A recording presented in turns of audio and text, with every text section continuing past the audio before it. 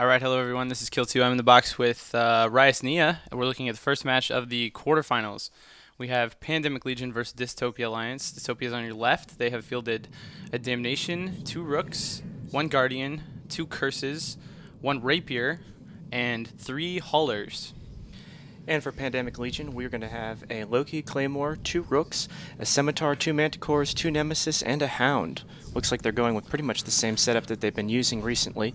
Not sure how that's going to do. It's also pretty cool to see NT Rabbit flying in a Iteron Mark V, using his hundreds of millions of skill points to great effect.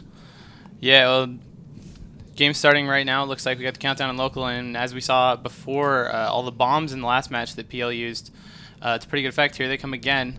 So launching them right off the bat, all 5 from those 5 stealth bombers as they break away and head away from the bombs.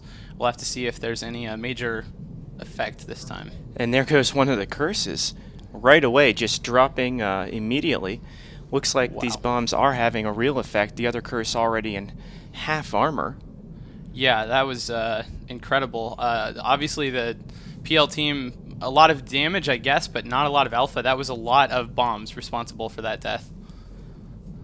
I'm still a little stunned. I mean, I saw it before in the earlier stream, but man, that is one effective little strategy. So right now we're seeing some drones on the field. I'm trying to get a look at exactly what's out there.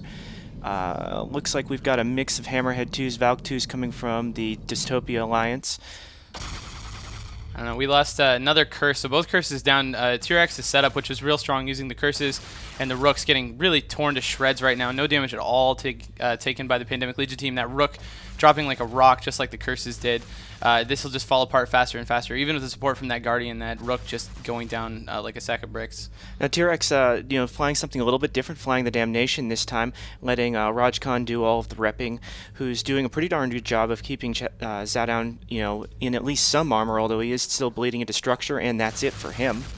Yeah, wow. The HP was bouncing from 0 to 100. Obviously, a lot of rep power on that Guardian, but also not a lot of buffer on the Rook, and a huge amount of damage from the stealth bombers, which have just been working out awesome for PL so far. Yeah, PL really executing an amazing setup. I don't think I've seen anyone else in this tournament do much of anything with bombs or do much of anything with just about anything to do with stealth bombers. It's really pretty much awesome to see all that damage and all of that DPS applied on these targets. Yeah, it looks like now they're going after the Haulers. A lot of people wonder what the Haulers are for, and they kind of laugh about it, but they get a lot of remote sensor strength and sensor boosting out of those guys. Not a lot of dampeners in this tournament, so probably more sensor strength, but I think 3 may be a bit overboard there, T-Rex, and we're about to lose 1. I guess he's going to get reps from the Guardian, and actually looks like he has more armor HP than the Rook did, so he may last a little longer. The one thing that does confuse me about that setup is the fact that there's no damage coming from those ships.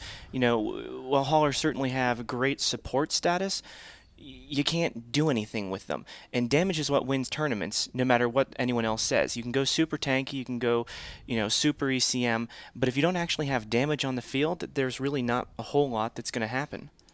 And now that damage getting turned away from the Haulers, which were too beefy, back onto a Rook. Of course, just lots and lots of torpedoes. The stealth bombers really a ton of damage for their size, but limited by the fact that they're a little bit short range and they have to deal with sig radius because of torpedoes. There goes that Rook, and of course most limited by their being so fragile, but Pandemic Legion able to keep him alive without any trouble. Still no damage whatsoever taken by Pandemic Legion. At this point, those Rooks surely keeping the only 2 ships and really only 1 ship potential to do any damage locked out. Yeah, I was going to say, what damage? Unless, they've got guns fit on that Guardian or guns fit on some of those Haulers, there is no damage left. We're just looking at a bunch of really slow-moving ships with a whole lot of rep on there. And, the Rooks can probably go home. They could self-destruct now, and this match would still be over, as far as I'm concerned.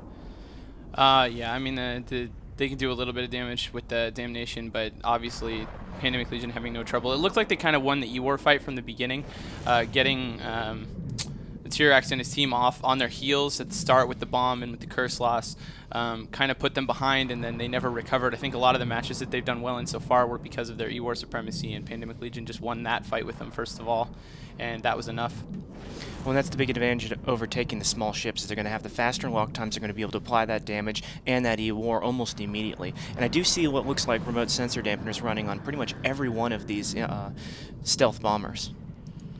Yeah, it could be dampeners that would work well with the bombers. It could also still be tracking disruptors like we've seen from a lot of other ships in the tournament, just keeping ranges low so that they have a hard time hitting, which they'd have a hard time hitting anyway because of that Claymore bonus to the SIG radius. It looks like Pandemic Legion's kind of having a tough time getting through any of the targets on the field for some reason. There's a lot of bombs hitting, or a lot of torpedoes, sorry, hitting this Guardian, but he's really not taking a lot of damage. No, and it looks like he is actually energy transferring directly to... No, actually the ship energy transferring to him is the Damnation, who is sending reps that way. Now that damage is starting to actually build up. They might be getting enough through his reps. Even with the capacitor he's receiving from that Damnation, it may not be enough to keep alive a whole lot longer as he dips into structure. This could be... this could go down any second now. He's already on fire, about to explode. One or two more, and boom, that's it. Yeah, Guardian down now, only a Damnation and those 3 haulers left. And with the Guardian down, the rest of the ships on the field should go pretty quickly. I would assume it won't take a lot of time for them to get through, the haulers especially, but even the Damnation going down pretty fast, it looks like. Yeah, most likely they'll start on the haulers right away just to get those off the field. And, at best they're going to be fit with maybe a 400 plate, maybe an 800 plate, depending on how much grid they have available. So probably not likely that they're going to be doing any repping or anything like that at all. Shouldn't be very long before those pop. And the Damnation already exploded. Yeah, just tons of damage. We're seeing a good Guardian pilot on the T-Rex's team, Dystopia. I think he did a really good job in the last match, and we saw that again here, but obviously it just doesn't make any difference when all of the offensive ships on the team are dead. We talked a lot about, we talked some about a counter if there was anything out here to deal with the Dystopia team, and obviously Pandemic Legion had no problem with that. Dampeners may be a good key to that. Anyway, the match is over. We'll send it back to Soundwave in the studio.